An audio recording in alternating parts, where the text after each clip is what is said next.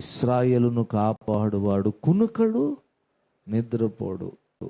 ఎందుకో కునుకక నిద్రపోక ఎందుకు కాపాడుతున్నాడంటే, పాడు చేయడానికి వాడు కూడా రాత్రింబగలు కునుకక నిద్రపోక ప్రయత్నాలు చేస్తూనే ఉన్నాడు.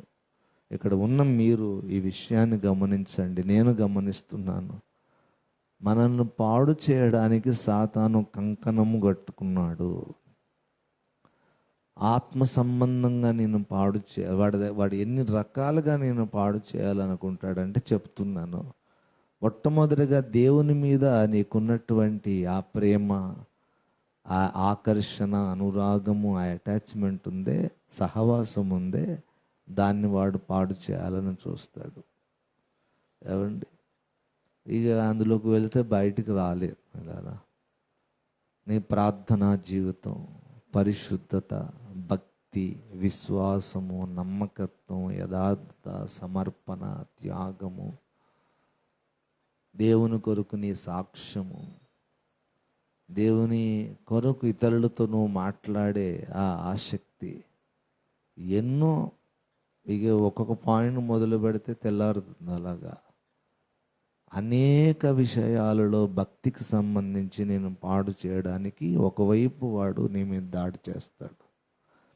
రెండో వైపు నువ్వు దీని మీద కాన్సన్ట్రేట్ చేసే సమయానికి నీ ఆరోగ్యాన్ని పాడు చేయడానికి ఒకవైపు నుంచి దాడి చేస్తాడు.